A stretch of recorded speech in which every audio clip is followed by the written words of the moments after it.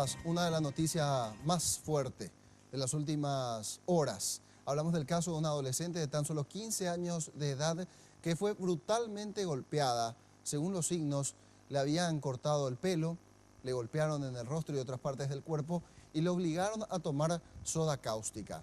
La hipótesis más fuerte que maneja el Ministerio Público es que la adolescente fue sorprendida con el marido de su patrona, entre comillas, donde esta niña residía bajo la figura del criadazgo, en una relación sentimental, en una situación bastante íntima.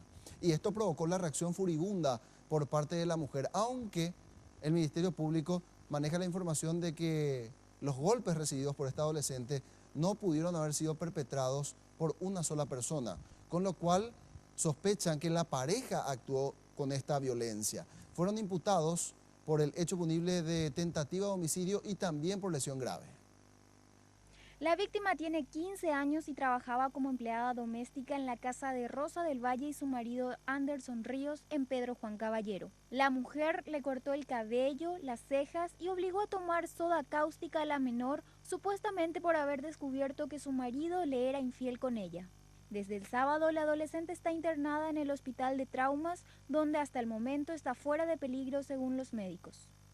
La endoscopía revela lesiones inflamatorias a nivel de esófago y de la mucosa del estómago, lo que nos hace pensar que hubo una ingestión de este material corrosivo y que le produjo esos daños en ese día, ¿verdad? De acuerdo al reporte médico, la menor se comunica con dificultad y presenta lesiones inflamatorias que podrían dejar secuelas.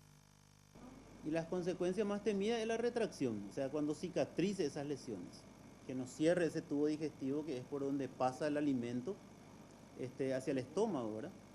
Ese tejido ante este tipo de agresión, generalmente durante la cicatrización se retrae. Eso es lo temido, pero eso sucede en las semanas.